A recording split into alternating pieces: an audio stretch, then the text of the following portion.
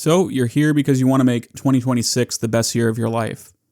Well, unfortunately, there's a massive problem with that, and a lot of forces working against you.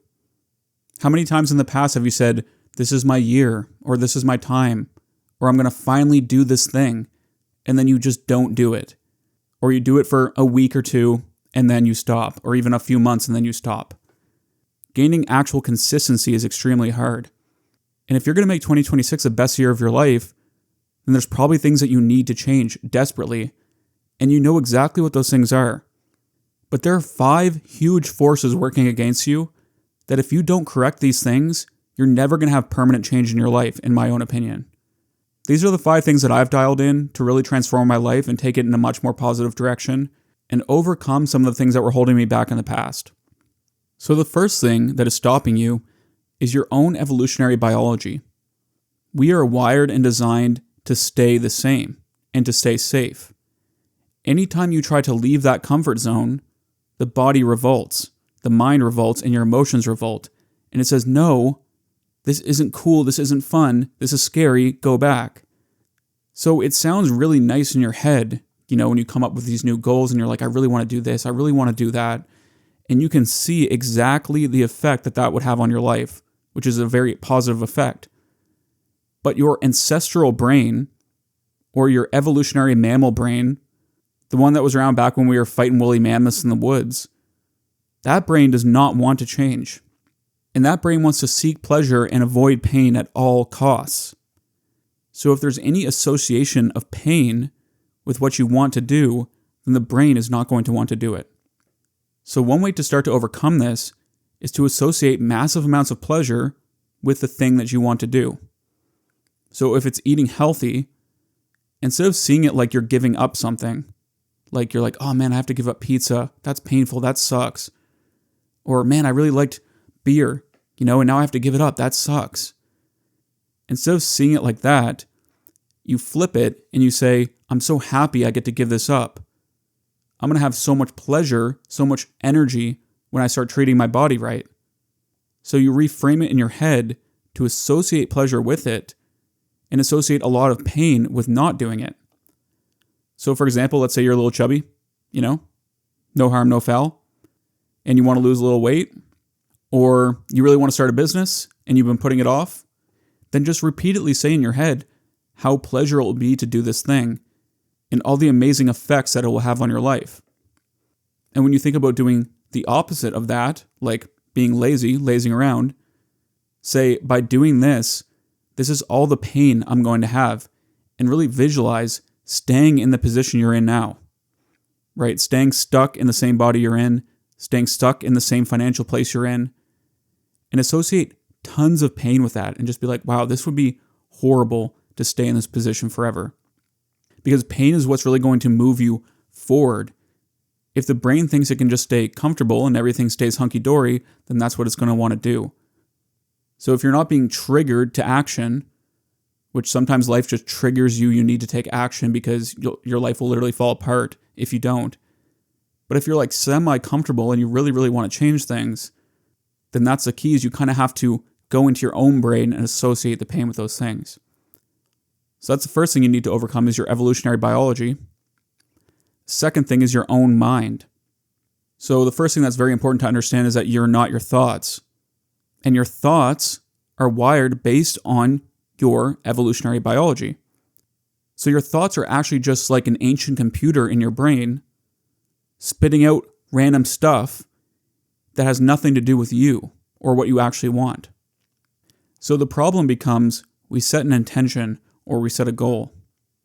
And it sounds really great, but then when it comes time for action, the brain has stories and it makes up excuses of why to put it off. It says, we can start tomorrow, we can start next week. And this will happen on your New Year's resolutions as well. You'll set a resolution and then, January 1st will come along and you'll be like, oh, I'm kind of hungover today. I'll start tomorrow. Then you'll be like, okay, but it's the weekend. Let me start Monday. And then Monday you're like, okay, but it's only the beginning of the week. Let me start Tuesday. And then next thing you know, you've postponed it like 3 months. You still haven't started. So to overcome this, you need to be aware of what your mind is saying and the little tricks that it's trying to pull you off course of where you're trying to go. Because the mind, or your ego, does not have your best interests at heart, and it does not understand context. So you are able to step out of the mind and observe the mind and watch what it's saying because you are not the mind. So once you become the observer of your mind, you can see all the different ways it tries to pull you off track and get you to go into the direction that you don't want to go.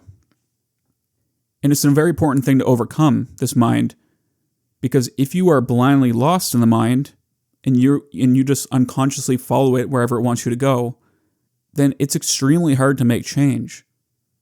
Because you set those good intentions, and then the mind comes in and starts making up stories of why it shouldn't do it, and you just blindly follow and listen to this little me or this little mind inside of yourself. The third thing you need to overcome is your own emotions. So this ties into emotional intelligence. If you have a low emotional intelligence, then you just kind of do stuff based on how you feel. And 99% of the time, it feels uncomfortable to make a big change in our lives. It never really feels good until we get into it, and then it starts to feel great. But in the beginning, there's usually withdrawal. It usually feels boring. It usually feels hard. And suppressed emotions start to come up. So this is the biggest kind of block you need to overcome, is that most of the things you do that keep your life stuck are escape mechanisms to avoid feeling painful feelings. Every single human out there, most people don't talk about it, but we all have painful emotions and painful feelings. And most of us try to escape from them or distract from them, or we just push them away. We push the feelings down and we don't actually deal with the feeling. And so what happens is, let's say you're trying to quit an addiction or cut out distractions and work on your business. When you cut out those distractions that you've been using to escape, these suppressed emotions start to come up and be revealed. And then all of a sudden you're like, oh man, this does not feel good.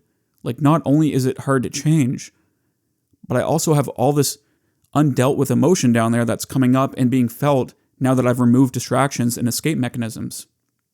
And that's why it can be so hard to quit anything. Like, let's say you have a marijuana problem and you go to try to quit. You don't just have the withdrawals from the substance where your brain chemistry is out of whack, but you also have all the emotions you were avoiding coming up as well. So the way you start to deal with your emotions and gain higher emotional intelligence is to just deal with these feelings like they're friends and stop treating them like the enemy. You start to allow your feelings rather than trying to push them away or distract from them.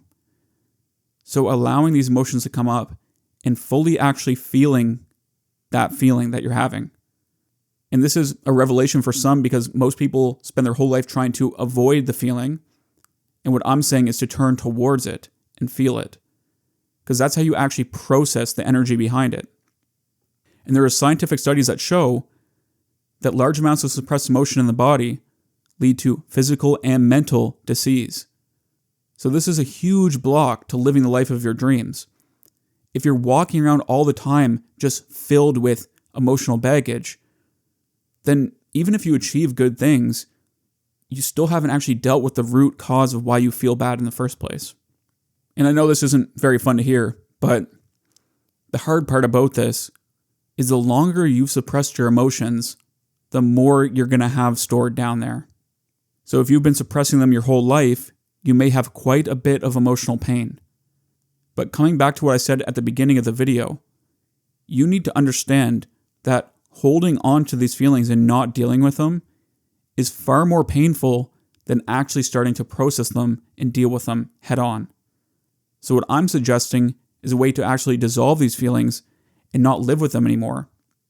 But if you don't take this seriously, you just say, screw it, I'm not going to deal with that, then you have to live your whole life with these still buried in there. And it's basically like just walking around with sandbags on your back, and you're always walking around with a certain amount of weight, of emotional weight. So that's extremely important to deal with in 2026 if you're going to have your best year yet. The fourth thing you need to deal with is your beliefs about yourself. What kind of person do you see yourself as? If you see yourself as a lazy person, or as a person who's undisciplined and doesn't take action, then your brain has a reticular activating system that searches for more of that evidence.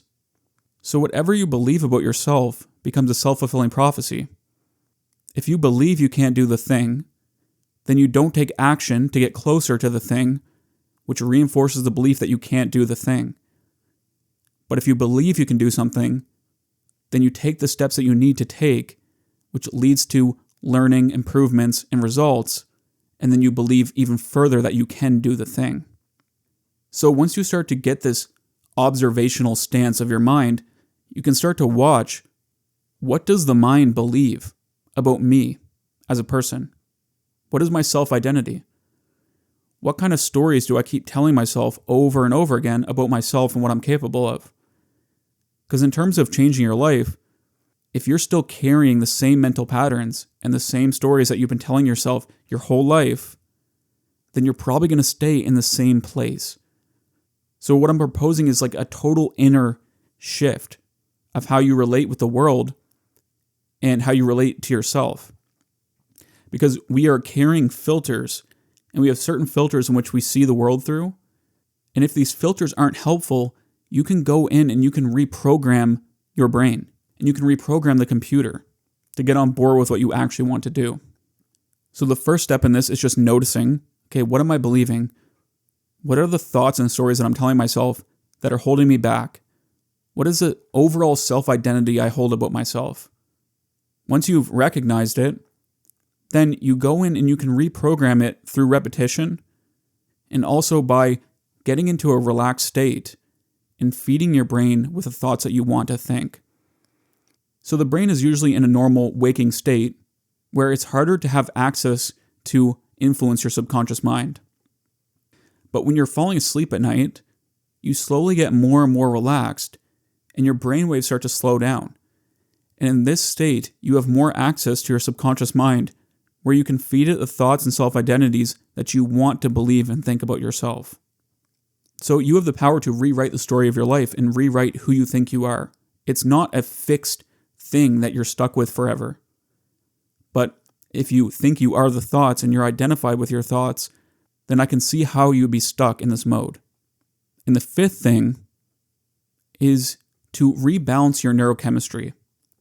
So if your dopamine reward system is way out of whack, way off the charts, you've been doing a lot of high dopamine activity, scrolling social media, watching tons of TV, weed, nicotine, etc., then the other things I talked about in this video can help you start to quit these bad habits and these addictions and replace them with positive ones.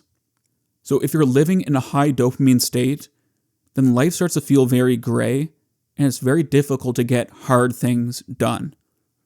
Because every single time you go to do a hard thing, your mind knows it can get more dopamine by scrolling through social media or by watching a YouTube video. But when you start to cut these high dopamine activities out, your brain slowly starts to recalibrate to the world. And life starts to have that feeling again where little things are pleasurable. Just simple things. However, you lose that part of yourself when you're always engaged in high dopamine activities. Because sitting out on the deck enjoying a coffee and looking at the trees is not nearly as pleasurable as watching a super high-paced comedy movie. And when you remove these high dopamine activities, it'll allow you to actually focus on what you want and what will push the needle forward in your life. Because none of these things actually give you anything. And once your brain becomes more calibrated to lower levels of dopamine, you can get quite a bit of pleasure just from working out, cooking meals, being healthy, etc. So to live your best life in 2026, these are the 5 traps that you need to overcome.